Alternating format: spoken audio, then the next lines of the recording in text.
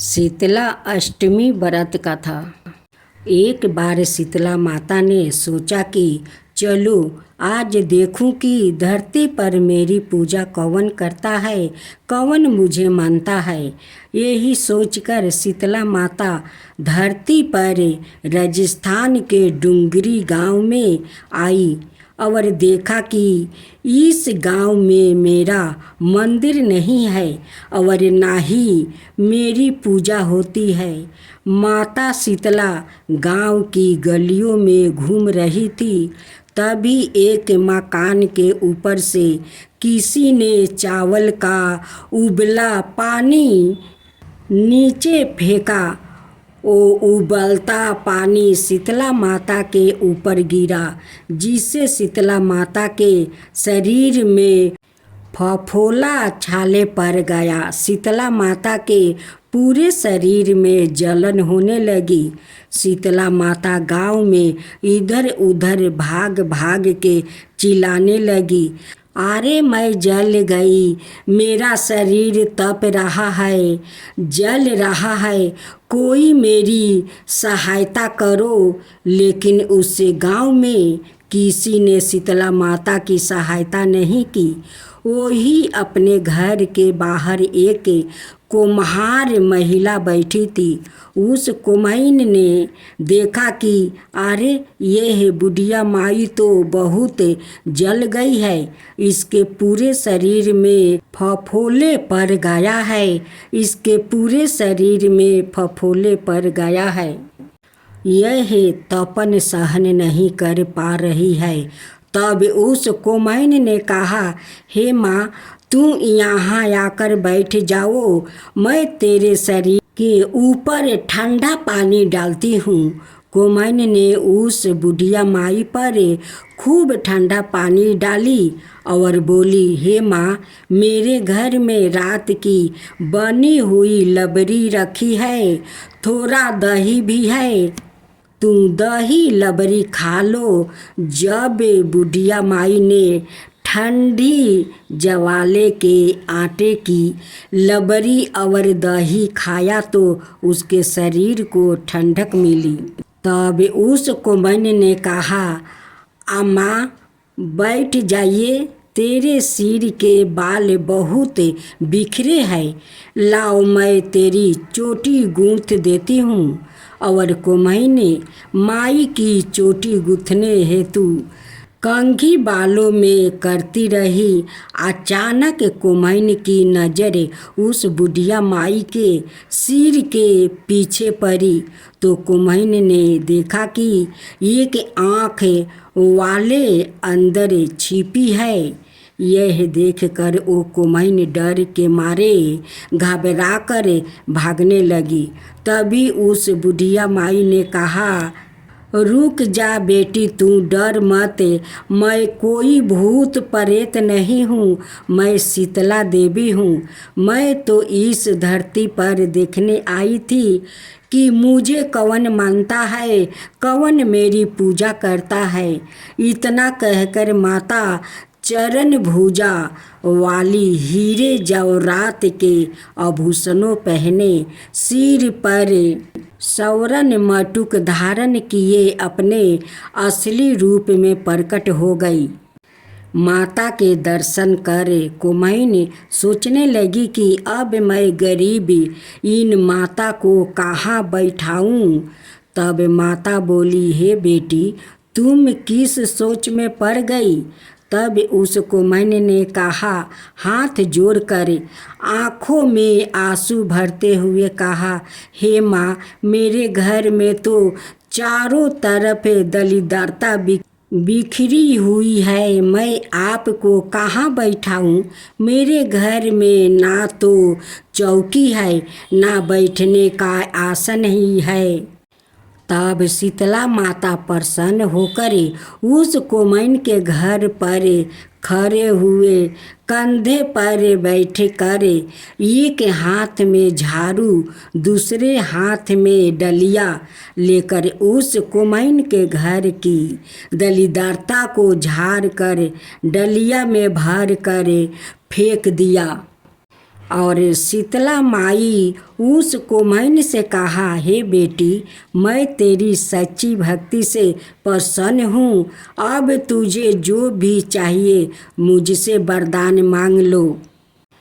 तब कोमैन ने हाथ जोड़कर कहा, माता, मेरी इच्छा है अब आप इसी डूंगरी गांव में स्थापित होकर यही निवास करें और जिस प्रकार आपने मेरे घर की दलिद्रता को अपनी झाड़ू से साफ कर दिया, ऐसा ही आपको जो भी भक्त होली के बाद ही सप्तमी को भक्ति भाव से पूजा करे, अष्टमी के दिन आपको ठंडा जल, दही, बासी ठंडा भोजन चढ़ाए, उसके घर की दरिद्रता को दूर करना और आपकी पूजा करने वाली महिला का अखंड सुहाग रखना, उसकी गोद हमेशा भरी रखना।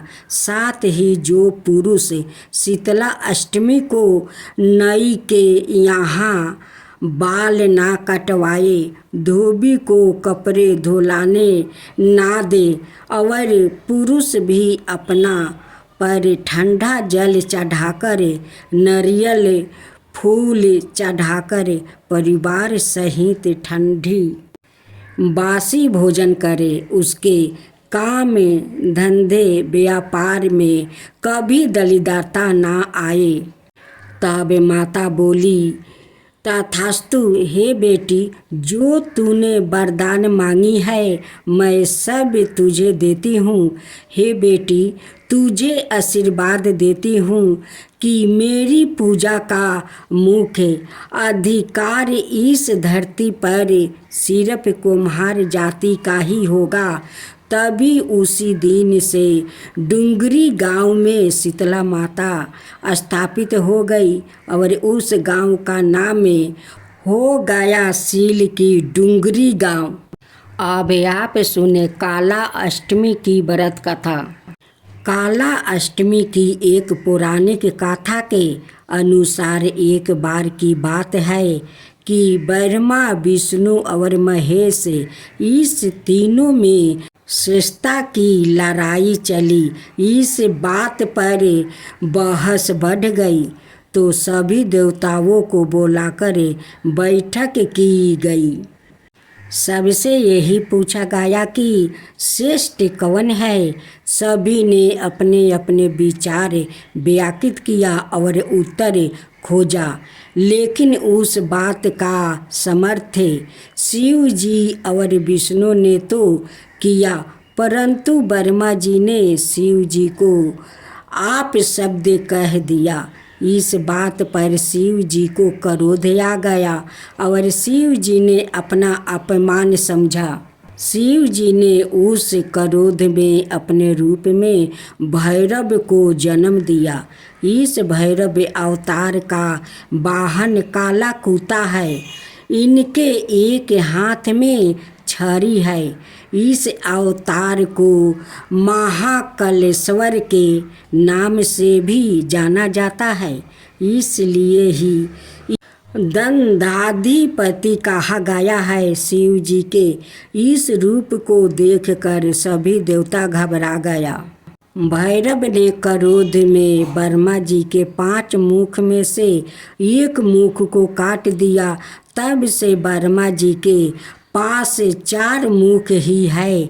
इस प्रकार ब्रह्मा जी के सिर को काटने के कारण भैरव जी पर ब्रह्म हत्या का पाप आ गया।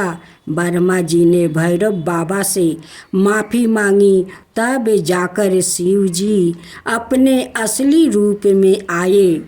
भैरव बाबा को उनके पापों के कारण दंड मिला है, इसलिए भैरव को कई दिनों तक भिखारी की तरह रहना पड़ा। इस प्रकार कई वर्षों बाद वाराणसी में इनका दंड समाप्त होता है। इसका एक नाम दंड पानी पड़ा है। भक्त जनों, रविवार के दिन शीतला सप्तमी है और जो लोग शीतला सप्तमी का पूजा करते हैं, उनकी श्रद्धा भक्ति से कथा सुनते हैं, उन पर माँ शीतला बहुत प्रसन्न होती है, उनकी मन चाहा फल भी देती है। तो भक्त जनों, माँ शीतला पूर्ण फल लेकर आ रही है अपना भक्त के लिए।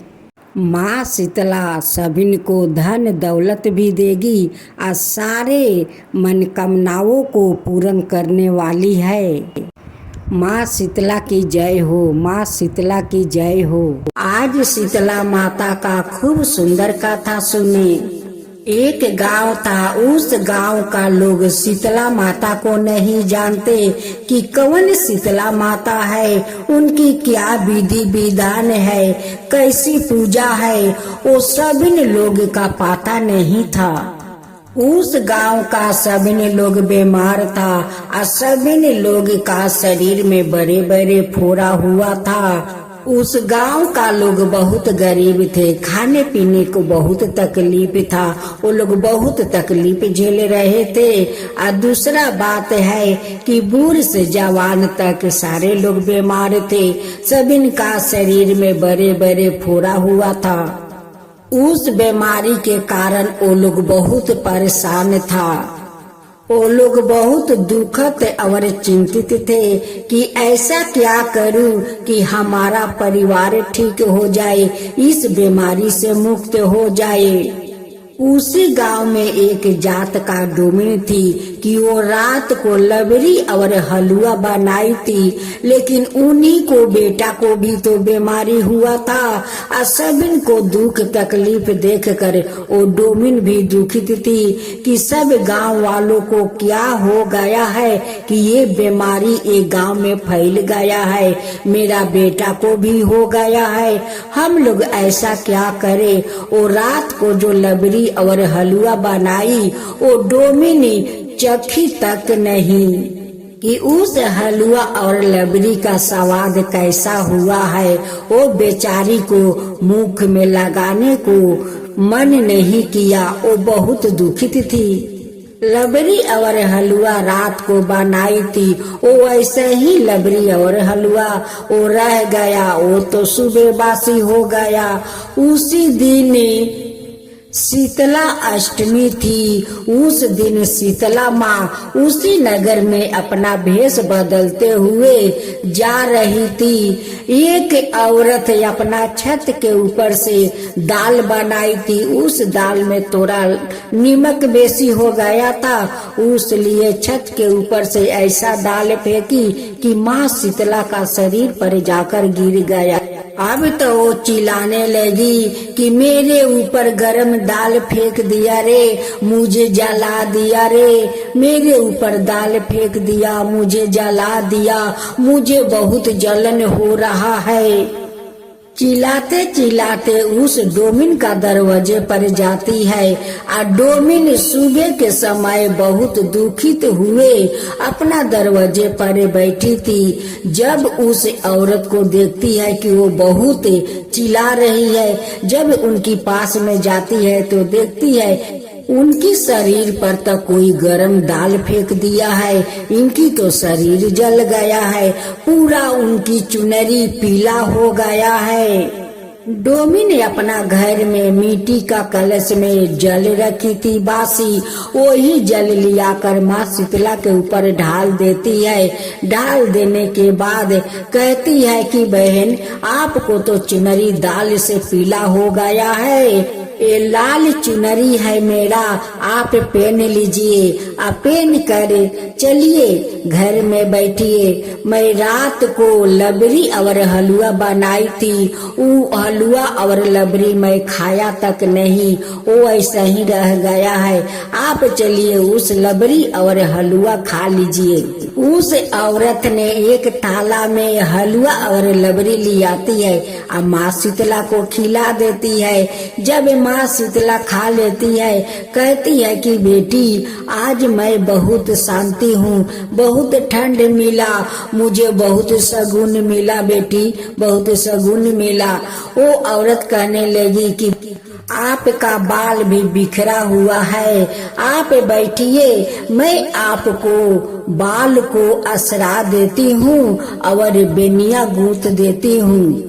उस औरत जाती है और माँ शीतला को बाले कंगही सो झाड़ती है। झाड़ते झाड़ते उनकी कंधे पर देखती है कि माँ शीतला का एक वहाँ पर छवि है। अब उस छवि को देखकर डर जाती है। कहती है कि बहन, आपका गर्दन पर ये चिन्ह कैसा है? ये चिन्ह तो अजब है। माँ शीतला कहती है कि बेटी तू मत डर, मैं शीतला हूँ। तू मत डर बेटी, मैं शीतला हूँ। मैं इस गांव में आया हूँ, देखती हूँ कि कौन मेरा पूजा करता है, लेकिन इस गांव में तो कोई मेरा पूजा नहीं करता है। डोमिन माँ शीतला का पैर पर गिर जाती है और रोने लगती है कि माँ, मेरा बेटा देखिए बहुत दिन से बीमार है। उनकी शरीर में देखिए बड़े बड़े फोड़ा हुआ है। ये सारे गांव का लोग बहुत पीड़ित है, बहुत दुख से पीड़ित है। माँ, आप घर के अंदर चलकर देखिए मेरा बेटा कितना दुखी है। माँ, बहुत दुखी है, बहुत बीमार है। माँ शीतला उनकी साथ जाती है, अपना डाली और झाड़ू और कुछ नीम का पाता लेकर जाती है। उस नीम का पाता उनकी बेटा का शरीर पर डोला देती है और उनकी बेटा के सारा बीमारी दूर हो जाता है, सारा फोड़ा दूर हो जाता है। अब डोमिन देखकर बहुत आश्चर्य हो जाती है। कहती है कि माँ, आप तो चमत्कार कर दिया तो ठीक है, इस गांव को सभी लोग को पीड़ित से मुक्त कर दीजिए। माँ, सभी को दुख से मुक्त कर दीजिए, बहुत दुख में है, सभी बहुत पीड़ा सह रहे हैं। माता माँ शीतला कहती है कि बेटी देख, आज तुझे मेरा सेवा किया है, मुझे शांत किया है, तुझ पर मैं बहुत प्रसन्न हूँ, बहुत प्रसन्न हूँ। माँ शीतला उसी झाड़ू से उनकी घर का दलिदरता झाड़ कर अपना डलिया में रख देती है और उनकी घर में हीरा मोती सोना बरसा कर वो गांव को ओर चली जाती है। उस डोमिन ने माँ के पीछे पीछे दौड़ी दौड़ी जाती है और उनके सामने खड़ा हो जाती है। कहती है कि माँ, अपना पूजा का विधान बता दीजिए, मेरा तो पता नहीं है कैसे आपको पूजा किया जाता है। माँ शीतला कहती है कि बेटी, तेरा तो पूजा हो चुकी है, तू तो मुझे स्नान करवाई और उस लबरी और हलवा बासी खिलाकर मुझे तो तू शांत कर दिया। माँ शीतला उस औरत को अपना विधि विधान बताती है कि देखो, रात को खाना बनाओ और बासी खाना सुबह खाओ। पहला माँ शीतला का मंदिर जाकर माँ शीतला को बासी पानी, बासी भात जो भी हो बासी जाकर पहले माँ को भोग लगाओ, तब आकर उसी बासी खाना उस दिन खाओ। शीतला अष्टमी का दिन उन्हान मत जलाओ, गरम खाना मत खाओ, बासी खाओ, बासी माँ को भोग लगाओ। उस बासी भोजन से माँ शांत हो जाती है।